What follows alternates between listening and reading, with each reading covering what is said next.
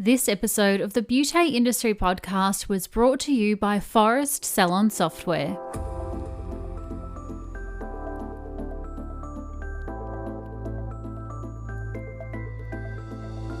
Hello and welcome to the Beauty Industry Podcast, your online support community for the professional beauty industry. I am your host, Founding Director of Beauty Industry, Tamara Reid. Here, we are closing the competitive gap and speaking your language. This is a platform created and dedicated to the professional beauty industry, valuing community over competition. We serve to help connect you with inspiration from industry experts, expand your knowledge through educational pieces, and bring you the latest in product and technology innovation. This is Beauty Industry. Today our guest is Craig Schweigho from Boost Lab Co. in conversation with Lashana Shepherd. Craig's introduction to skincare began in 2010 with Trilogy, a New Zealand-based brand known for its rosehip oil. Craig was also the co-founder and CEO of Ecoya. His journey swiftly progressed as he found home in his role as founder and Managing Director of BioPhysics in 2013. In his 6 years, he impressively grew the revenue base by 650% prior to his departure in 2019. Craig then founded and launched Boost Lab in 2020, a range which focuses on being Australia's serum specialist, passionate about supercharging the effectiveness of skin routines, problem solving, and boosting their customers' confidence. Boost Lab Co. has now launched its artificial intelligence recommendation engine, Skin Advisor, giving consumers free and personalised skincare advice in less than a minute.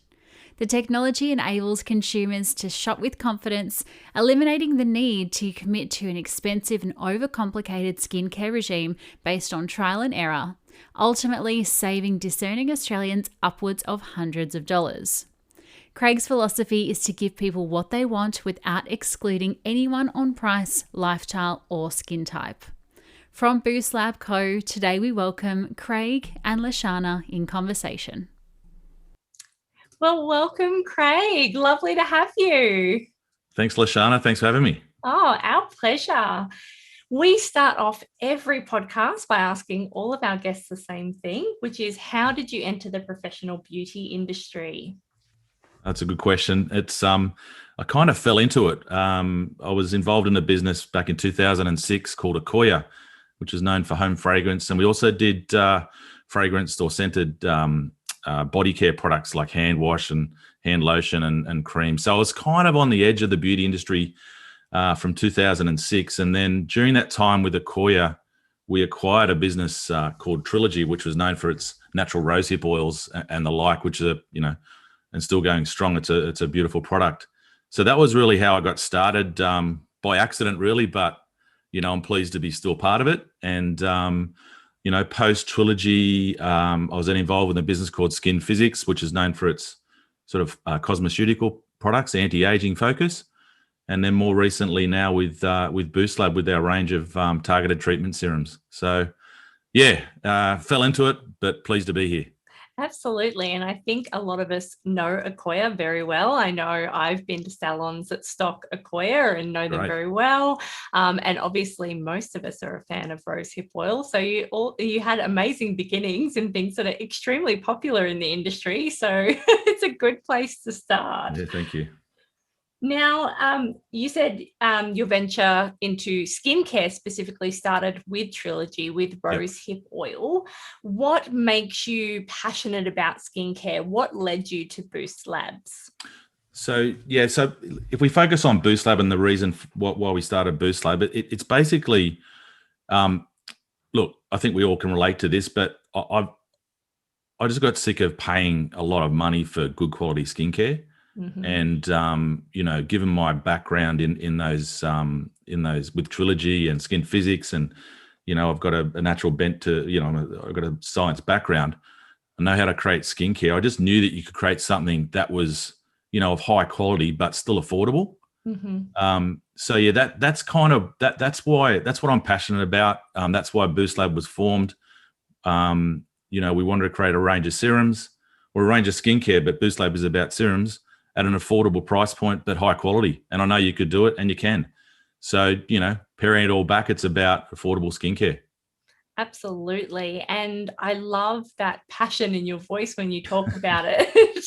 It's fabulous because there are a lot of ranges out there, and we won't name names, that are very expensive. And as someone that understands ingredients, you can look at those products and go, what am I paying for? Yeah, exactly. So to have a line that pares it back, quality over quantity, and makes it affordable for people to purchase as well, it's no brainer, really. Easy to be passionate about. Exactly. So we that's how we formed our business, and we continue to execute on that mantra. It's like expensive skincare. Okay, some people you have to charge a higher price point because there's a lot of marketing, there's TV ads, there's head offices in Paris and the like. So you've just got to fund that somehow, and they do that through high margins. And they create a nice product, but it's not affordable for everyone. So I just wanted to create a range of products that is affordable for most people, that they're going to get results from. Absolutely. And the results are what we're all here for. It keeps us in business, really, because it creates an amazing word of mouth. When people get results, they go to coffee, they see their friends, they go, oh my God, your skin's looking amazing. And that's marketing in itself. Why do you need the high margins? Just create quality, create quality that works. Exactly. And that's how we're trying to build our brand. I mean, we're going to stand behind our product. We're getting it in as many hands as possible. We're looking for reviews. We want positive feedback. We offer money back guarantee. We're getting great reviews. So yeah, that's the model. Let's see. Yeah. I like on your website, you call it the boost attitude, which I just love. Yeah.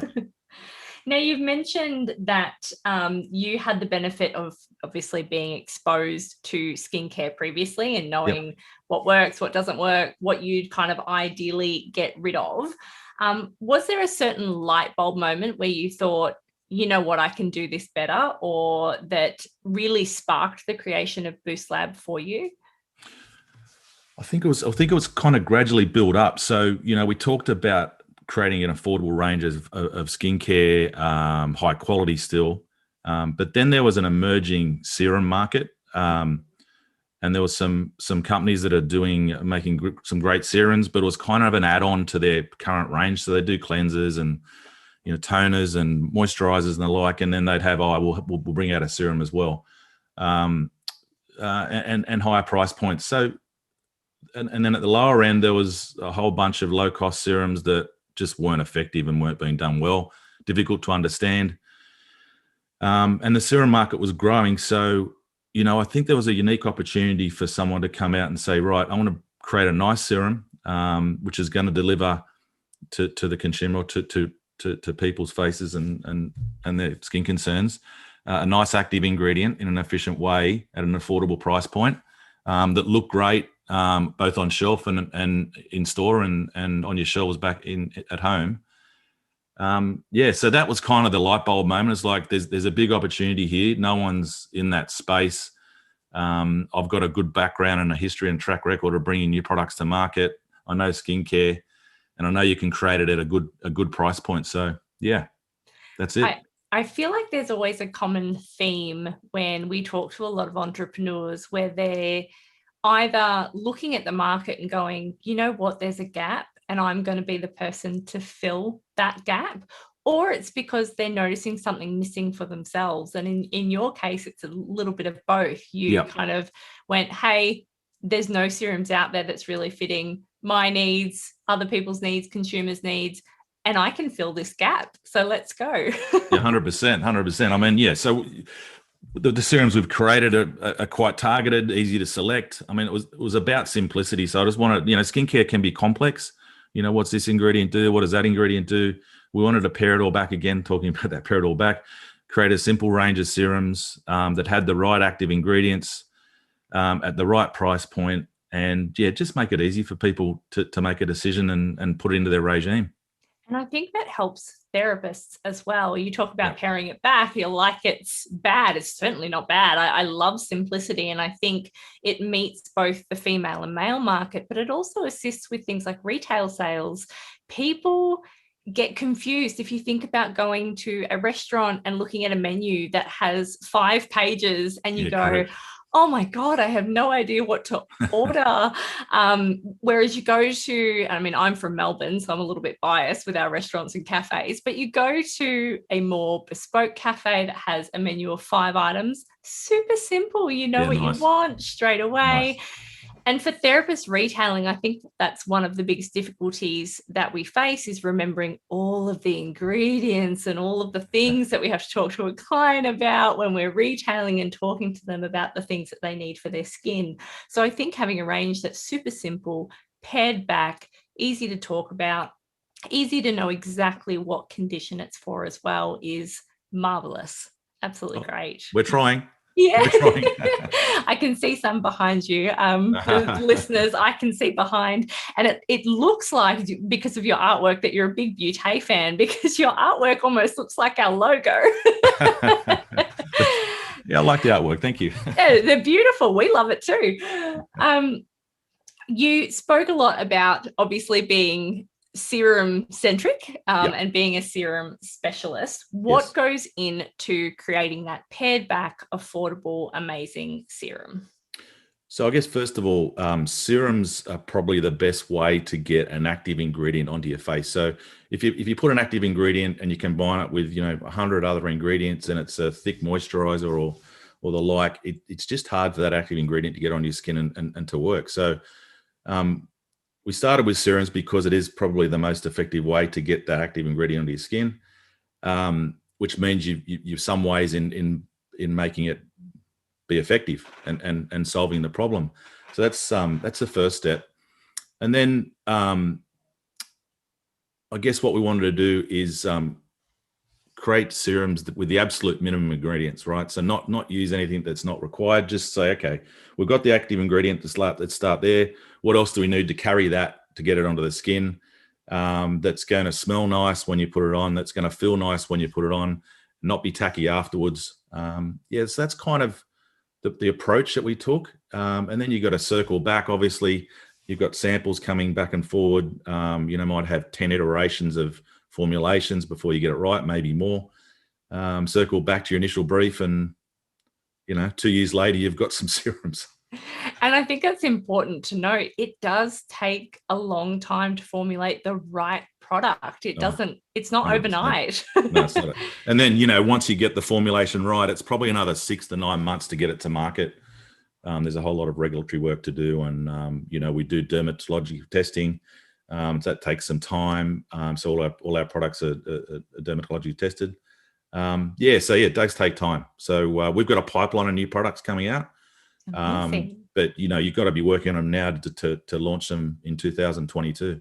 Yeah, absolutely. And I can imagine that certain regulations and getting ingredients and things has become a little bit more difficult post-COVID as well, I imagine. Yes. Yeah, the lead times are incredibly long now for especially active ingredients, which may come out of Europe, for instance. And it's just, it's hard with the factory shutting down because of COVID, and then there's transport issues and the like. So the supply chain, there are some supply chain challenges. Absolutely. But something coming out very soon, which I'm sure we'll hear about a little bit later. It's gotten me very excited. Sure. Have there been any surprises along the way with creating the serums? Have you had to undertake any extra study, or have you been stumped anywhere? Has anything thrown you a curveball along the way? I think, in business, there's problems every day, but and there's curveballs every day, but nothing insurmountable. We undertook a big study before we started Boost Lab, and understanding who's buying serums, what were they buying, what the trends were looking like, what are the key ingredients that people are using, what's the biggest skin concern issues, so it was quite a big study. So then it was for us about identifying, okay, there's the skin concern. What's the best active ingredient I can put in the serum now to solve that skin concern?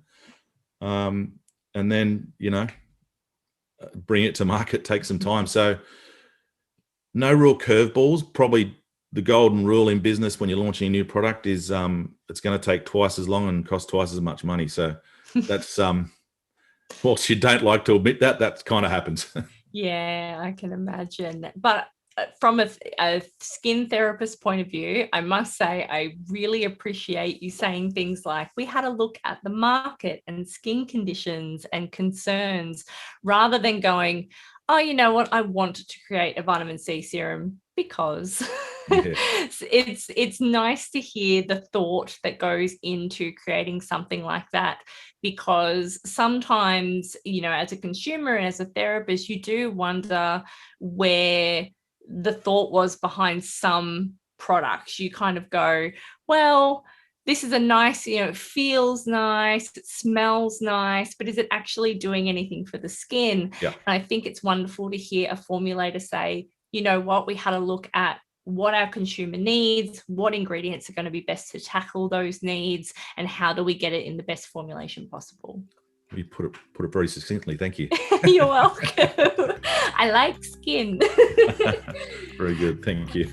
After the break, Craig and Lashana explore exactly what it means for a client to have an artificial intelligent skin diagnosis. But first, a word from today's beauty partner. Community, you've heard me mention before how we want you to work smarter and not harder, and Forest Salon software will help you to do exactly that. Forest empowers salons, spas, and aesthetic businesses to manage, market, and grow their business, not just through innovation in technology, but also through personal growth, mentoring, and support. Forest believes in the human touch that is at the heart of every salon community, and that is why it's the only software provider to have a personal success manager connected to every business and dedicated to being the partner that helps salon owners achieve their dreams. With unlimited support, online training, and the most sophisticated marketing suite in the industry, Forest's cloud-based point-of-sale solution is there to support you to take your business to the next level. As an exclusive beauty partner offer, the team at Forest would like to provide you access to 50% off your setup fee, which includes data migration from your existing platform and unlimited bespoke training. All you have to do to take a look further is click through the link in your show notes for more information on what this looks like for you and your business, and mention you heard them here when booking a trial. Thank you so much to the team at Forest Salon Software for making this episode of the Beauty Industry Podcast possible. And now, back to Craig and Lashana. Clean science is another word that we use to describe Boost Lab. When you think clean science, what does Boost Lab mean by that? It's a good question. It's a bit of a loose term, not for us, but in the industry. So we like to think of it as just doing the right thing. And for us, that's, no nasties in the product like paraffins, sulfates, fragrances, nothing that's going to irritate the skin or damage the environment and so on. Using natural ingredients where we can. So we're a results first focused company. So people want results. And if it happens to be natural, fantastic. But to create a 100% natural product that works really well is, I'm not saying impossible, but it's very, very difficult. So we use natural products where we can. And most of our products are more than 90% or 95% natural. The preservatives in there aren't, which means they last longer on your shelf and, don't deteriorate and hold the active ingredients. So I think it's a smart thing to do. The other thing is we use only minimal ingredients. Then we ethically source packaging, recyclable and so on, cruelty-free. So I guess in a way it's just being a good corporate citizen and just doing the right thing. So that's our definition of clean science. I love that, because it doesn't it can't always be organic. As much as we would love it to be, it's not always viable. As you said, some preservatives just need to be there because otherwise you have a product that lasts 5 minutes and then you've spent, even though it's obviously a more affordable product, that money still goes to waste if you can't use it for more than 5 minutes. But obviously 95% is a huge margin to keep it nice and clean. Fresh ingredients, scientifically proven ingredients, and again, quality over quantity. That's it. Yeah, 100%. And your website also has a skin advisor. So it's an AI that obviously recommends skincare based on quite a few factors. And what I loved about it was it also took into account the UV, the humidity of where you live, the amount of pollution. As I mentioned before, being a Melbourneian, we're constantly in heaters, air cons, we're big coffee drinkers. Our pollution sometimes isn't that great. And I love that your AI takes all of that into account. With the skin diagnostic tool, number one, where did it come from? Where did the idea come from? And if you can give us a bit of insight as to how it works and how it goes about recommending products for our client's skin. Sure. So I guess the reason why we introduced this is we just wanted to, again, back to what we stand in the business, is making things easy for our consumers. So, there's skincare quizzes you can type answers in for, and comes up with a recommendation for your skincare routine or regime. But we wanted to take it a step further, so we worked with an app developer to develop this AI. It's like a selfie. You take a selfie and analyze your skin using 100 metrics and 3,000 images. And no, we don't store the images. It's just there and go away. And then it analyzes your skin, where you live, the pollution, the UV index, like you said, and then comes up with recommendations on what Boost Lab product is best for your skin, or there might be 2 or 3. So yeah, it was about making it easy for people to select products that's right for their skin, and trying to bring the in-store experience in. So without a beauty therapist, you can do this from your phone or from your PC, your computer. So what else can I say about the AI tool? So I guess we load up all the, so we've got 7 targeted serums. We load up each of the serums. It gets loaded up into an algorithm to say, right, this serum treats this problem, this serum treats this. There's some crossovers, and then it'll identify, if you've got under eye bags or eye wrinkles or some blemishes or uneven skin tone, and it gives you a score for your overall skin, and then recommends a product. So it's a really smart, neat analysis tool. That's the first in this part of the world, and you can see it on boostlabco.com and just click on Skin Advisor and have some fun. Absolutely. And I think a big difference to note is that it's not just a quiz. It does take your photo, not stored. Yep. Yes. I mean, not that we don't all have Facebook and Instagram already, correct, but not stored. And it analyzes, obviously, a photo of your skin, which makes it so different to a lot of the other AIs, quizzes, and things that you can take on other websites, which is just questions. And as we know, as therapists, a lot of the questions that you ask clients, they're not always on the money. They don't often know their own skin very well, as much as they live with it day to day. They might say, oh, I'm so concerned with my wrinkles, but they're full of pigmentation. Yeah. Or they are like, I don't have a sensitive skin, but meanwhile, it goes really red when I shower and when I run and when I touch it. Yeah, that's right. They don't always have the best sense of what their skin needs. So having something that is an alternative to a quiz is such a brilliant idea, because obviously, I mean, picture says 1,000 words. Yeah. A quiz will only capture so much. So I think that's really innovative and a fantastic tool for people to use when they can't get to a therapist, which, again, post-COVID is extremely handy. Yeah, exactly. And we're also extending that to bricks and mortar environments. So we're going to roll out like a small iPad that the the shopper can do a selfie in store. It'll recommend the products. They can put them in their basket and go shop. So, so we're extending not just the online environment but the in-store, physical environment, bricks and mortar. Oh, that's fantastic. It's on the go. And again, it's something that therapists that do stock Boost Labs can obviously implement as part of their consultations as well, just to assist them or, really solidify their recommendations to the client as well. Exactly. When you started creating Boost Labs, obviously you've come strength to strength with all of your serums and now the Skin Advisor.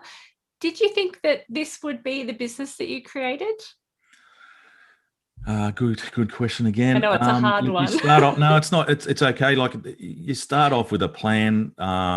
You could be quite detailed. Where you're going to be in 1, 3, and 5 years. The actual journey itself is never the same. No, it's never the same. So you just got to be nimble, I guess, and say, right, here's our plan. Here's what we think is going to happen. We're 2 years in, I guess. We've been on market for about 7 months, or 6 months. But in terms of the business itself and creating it's, a bit more than 2 years. And I think we're where we thought we were going to be. But it really starts with, any sustainable business starts with a good product. You have to have a good product these days. There's so many reviews online. If you don't have a good product, you're dead. You can get one sale and then you won't get a second. So for me, it was about making sure that we had the best possible product we could have to launch, and then the rest kind of takes care of itself as long as you're diligent in what you're doing and watching your spend and whatever else. If you've got a good product, you've got you're in with a chance to play in the game, if you know what I mean. It's it's not easy, but good product. You're talking and respectful with your consumers. You're talking the right language. Presents well. It's affordable. You tick all those boxes and you've got a chance. Wonderful. Sorry, I just completely forgot what I was going to say then. See, it's even me.